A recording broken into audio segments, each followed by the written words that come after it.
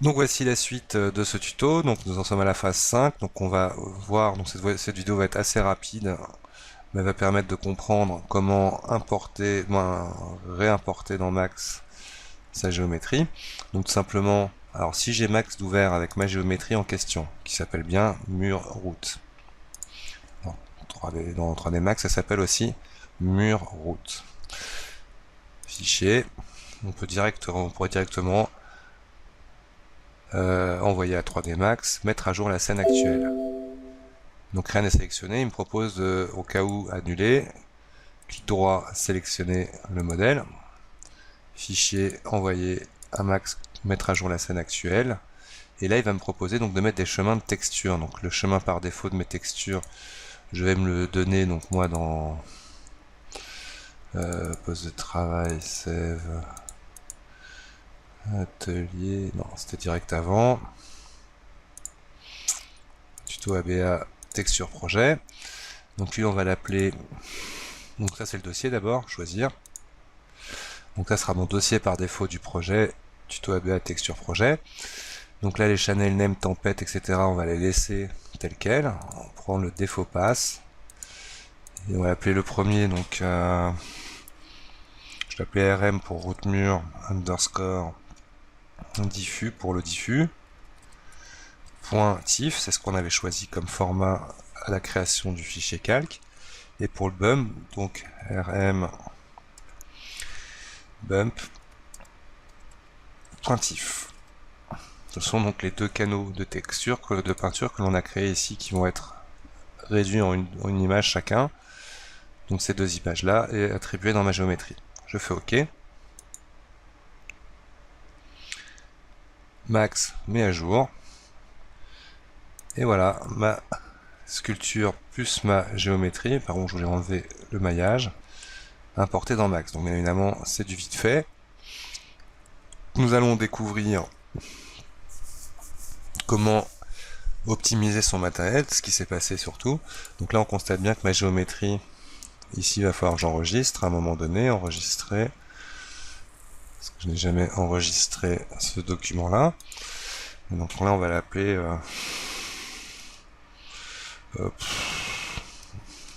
rue 01.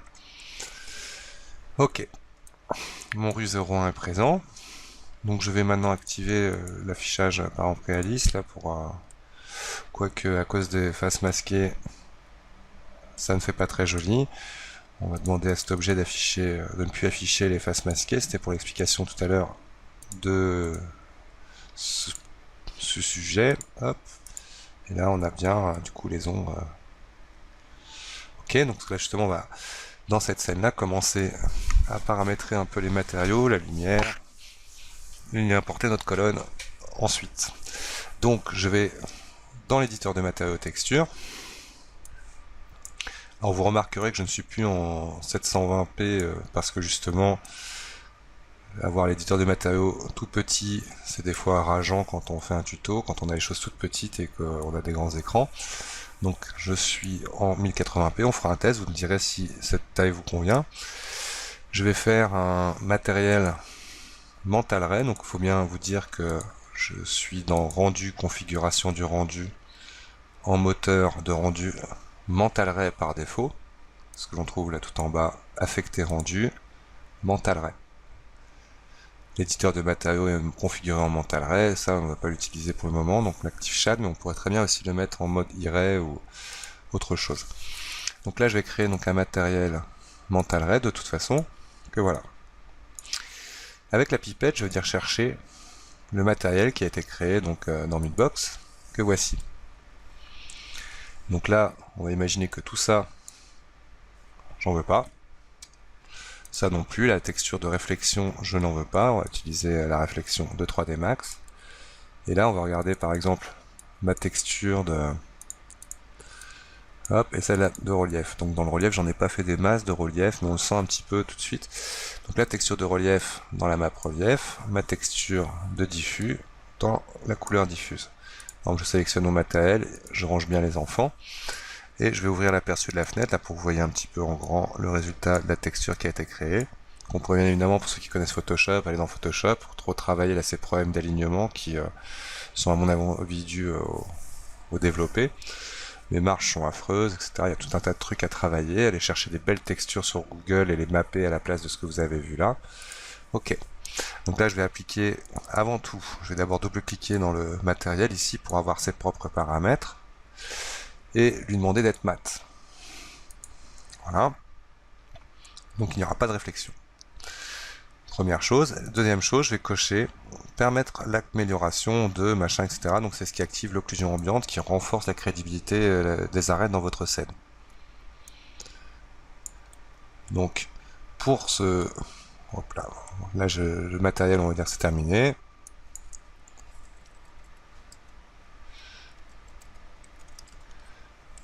Voilà, il y a un nom, c'est très très bien. Je sors. Maintenant, on va s'intéresser un petit peu à l'éclairage. Quoique, avant l'éclairage, on va déjà s'occuper. Oh, si on le verra, ça sera marrant après travailler avec nos volumétriques, avec plutôt les colonnes. Donc, nous allons donc à ce stade donc jouer avec quelques éclairages, donc montrer une solution d'éclairage qui marche très très bien pour faire des petits décors et qui est assez rapide à rendre.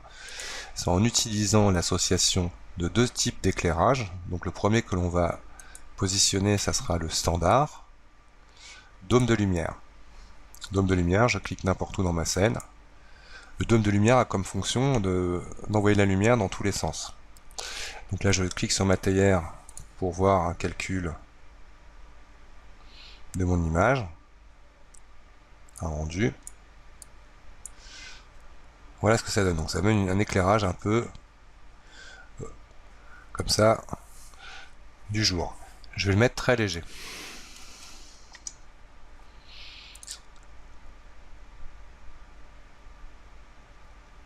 Encore plus léger. Vraiment donner la sensation qu'on est la nuit avec une légère lune.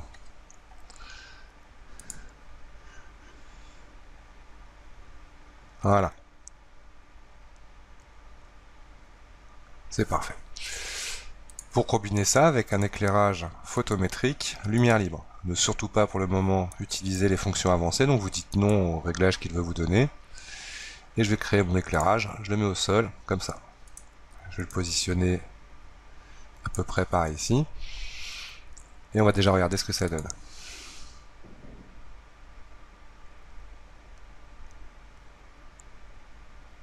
C'est parfait. Alors cet éclairage a pas mal de réglages, mais on va pas tous les observer. Alors une fois de plus, les modèles fonctionneront si vous utilisez le contrôle d'exposition photographique mental ray. Donc pour l'instant on n'utilise pas, donc je ne le prends pas. Nous prendrons toujours des ombres activées à lancer de rayon. Donc on reviendra dans la partie ici d'intensité plus tard.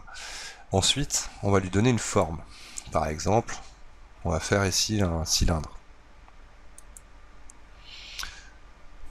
Alors mon cylindre, est-ce que ça va faire un bloc néon? Est-ce que ça va être le but? Allez, on va faire comme un bloc néon. J'avais au départ une autre idée, mais c'est pas grave, on va le mettre ici. Mais évidemment, on va changer un peu sa taille. Voilà. Alors on imagine, on pourra lui faire un bloc comme ça. Je regarde ce que ça donne en faisant un rendu.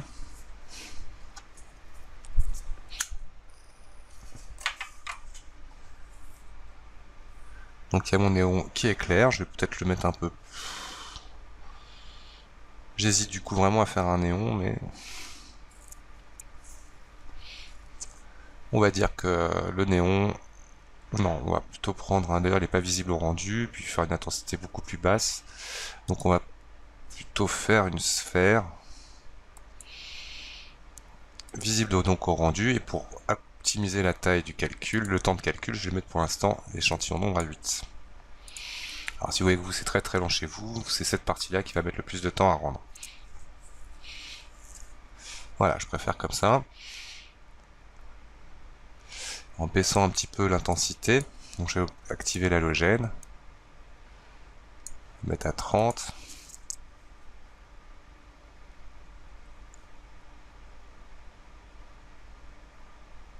Ok.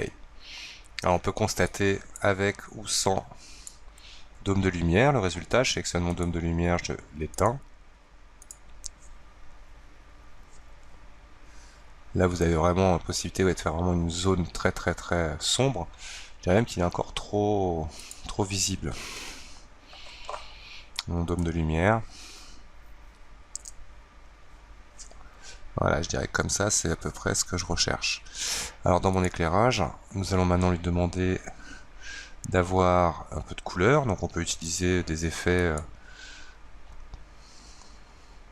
d'usine qui sont vachement crédibles au niveau du rendu. Ok. Et là on imagine, je vais cloner maintenant cet éclairage. Alors, on va mettre à peu près un petit paquet. Comme ça, 1, 2, 3, 4, 5, 6, en instance.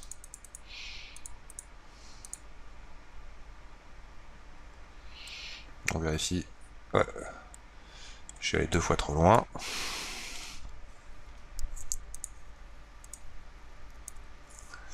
J'organise un petit peu mes éclairages qui ne sont pas vraiment tombés comme je voulais. Voilà, comme ça. Alors oui, tout à l'heure j'ai mis 0,02 mais je n'avais plus du tout activé mon éclairage. Donc là je lance un raccourci. Le raccourci c'est Maj Q.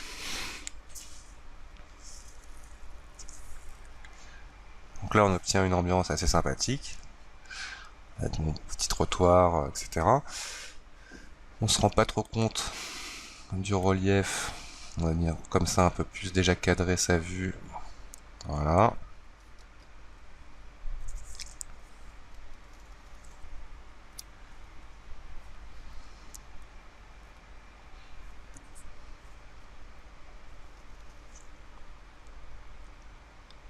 Des choses bizarres là dans mon développé, vraiment au niveau de ces choses là, je suis vraiment allé vite, mais bon. Est-ce qu'on le voit ici? Non. Voilà, peut-être renforcer un petit peu le relief.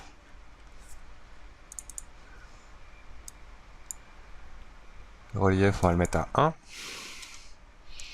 Et je vais demander aussi à mon éclairage d'être en mode perle. Je décoche rapide interpolation pour éviter d'avoir des taches.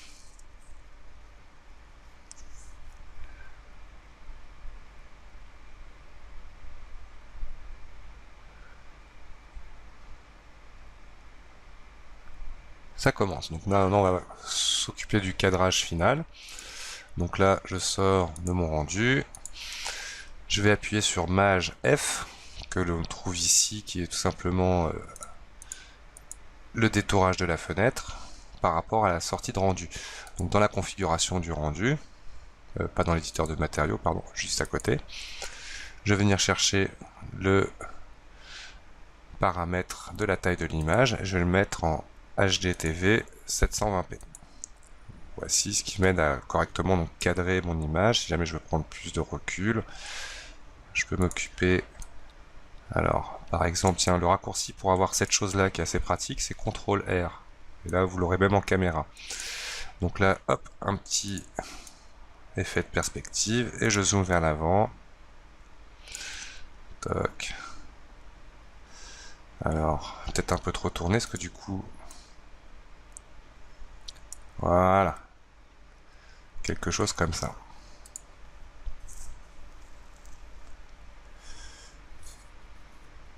Ok. Une fois que vous êtes content donc, de votre cadrage, je vais juste aller chercher vue, créer caméra à partir de la vue, CTRL-C pour transformer ma vue perspective en vue caméra. Comme ça, on constatera ma scène est prête. J'ai ma caméra, mon dôme de lumière, mes petits éclairages. On pourrait s'amuser à mettre un éclairage supplémentaire factice, comme s'il y avait un réverbère ou je ne sais quoi. Toujours pas de... Hop, on crée au sol. Là, je vais le mettre un peu en hauteur. Et lui, par contre, on va le mettre un peu plus puissant. Il faut bien qu'il active des ombres à lancer de rayons. On va le mettre en mode sphère assez grosse pour qu'elle fasse des belles ombres douces. Pareil, on optimise l'échantillonnage. Pareil, on va chercher un effet. Puis là, je vais augmenter l'intensité pour voir ici là, un peu plus de lumière.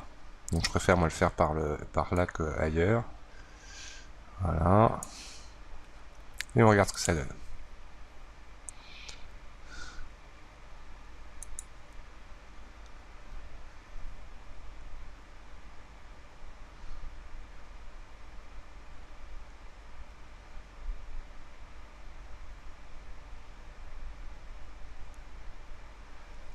Alors on ne le sent pas encore assez, je vais le faire un peu plus fort parce que ce qu'il y a dedans c'est qu'on le voit bien dans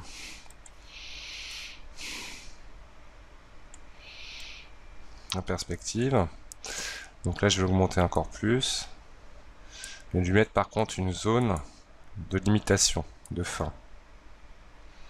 Voilà, comme ça. Et on regarde. Le but c'est de sentir un peu plus de lumière au niveau du trottoir.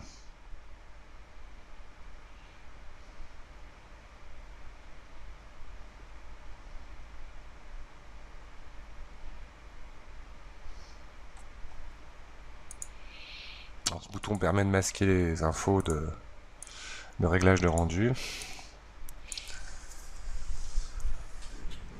Donc il y a du travail encore là sur les textures, c'est vraiment pas fini, mais bon, c'est vraiment pour vous montrer un principe complet d'intégration avec 3D Studio Max. On sent quand même un peu mieux notre relief à 1, mais j'irai un peu lui rajouter du flou gaussien dans Photoshop ou des choses comme ça. Donc là il y aura des interactivités à voir plus tard avec d'autres logiciels.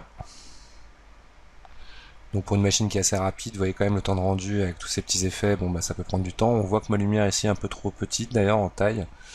Là, je la vois enfin en ayant justement laissé faire le rendu jusqu'en entier. Donc là c'était pas une ampoule qu'on voulait, c'est comme un spot. Donc le spot je le sélectionne. Et là on va grossir ça. Voilà, comme si elle était accrochée là au-dessus. Ok. Alors dernière petite chose que je vais montrer donc dans 3D Max 2015, là pour utiliser le positionnement d'un personnage, je vais utiliser l'outil Peupler avec la fonction, donc là pour bien qu'on voit, je vais afficher toutes les options. Donc je vais définir un flux pour avoir une personne qui passe, je dirais, devant la caméra. Alors on prend en compte que mes colonnes seront ici, donc je la veux par là. Et on va lui mettre donc une zone de 120 cm de large. Et je vais créer un flux. Alors si je veux que ma personne aille dans ce sens-là, il faut que je le fasse à l'envers. Donc je fais un clic ici.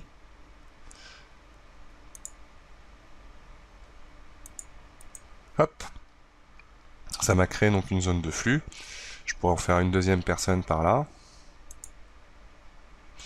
Alors lui par contre je vais partir dans l'autre sens.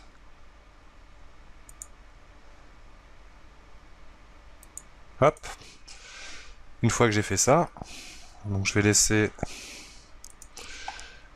simuler l'ordinateur.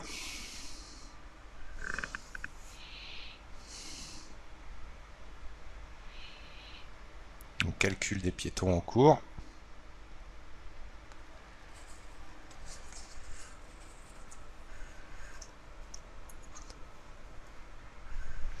Donc là mes piétons sont prêts, donc il faut que j'avance dans le temps parce que c'est une animation qui est générée, voilà, par exemple, pour avoir deux personnes dans ma scène. Alors pour ne pas être embêté avec ces deux trucs là, je vais les masquer. CTRL addition, clic droit, masquer la sélection. Je suis dans ma caméra. Et voilà ce que ça va donner. Alors par exemple, je vais sélectionner ces deux personnages là. Clic droit, propriété d'objet. Et je vais commencer à faire des petits effets, donc en mettant en mode image à 2 le flou de mouvement. Donc il va falloir que je l'active à mon rendu. Donc tout simplement dans la configuration du rendu mental ray. Hop. Dans rendu, effet de caméra, mouvement flou activé pour le moment. Donc là j'active comme ça le mouvement flou. Je teste un rendu de ma caméra.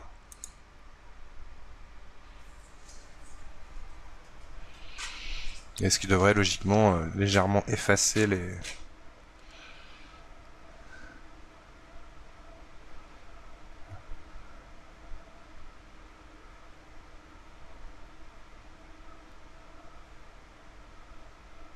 Peut-être juste gérer un dernier truc sur mon éclairage genre réverbère. D'ailleurs comme ça j'aurais plus besoin d'aller le chercher. Parce que il n'éclaire pas beaucoup ici. Donc là je sélectionne, on va l'appeler spot 0,1. Toc. Comme ça, je peux revenir dans ma caméra et augmenter. Voilà, qui viennent éclairer au moins ici, quoi.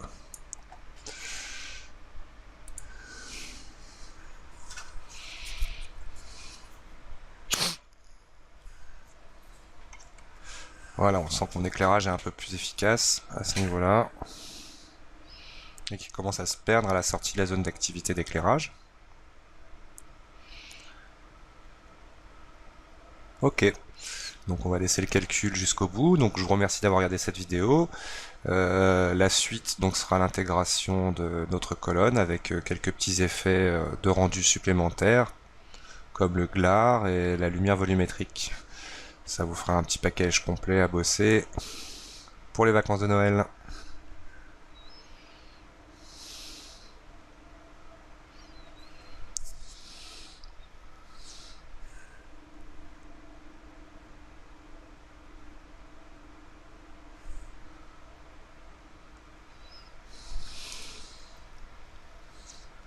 Donc là on voit l'effet du mouvement flou, toutes les parties qui sont en mouvement sont floutées, ce qui donne donc du mouvement à votre image. On pourrait bref, l'amplifier, mais je trouve que c'est déjà très bien comme ça.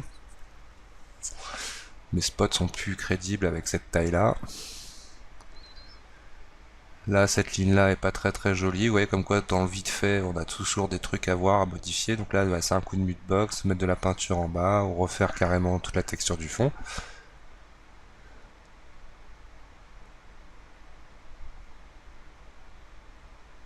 Et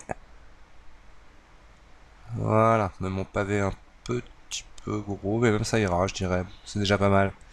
Bon bah merci d'avoir regardé cette vidéo et à bientôt pour la suite. Donc dernière partie où je vous ai déjà annoncé les petites choses qu'on allait voir. Cette vidéo est terminée, au revoir, merci.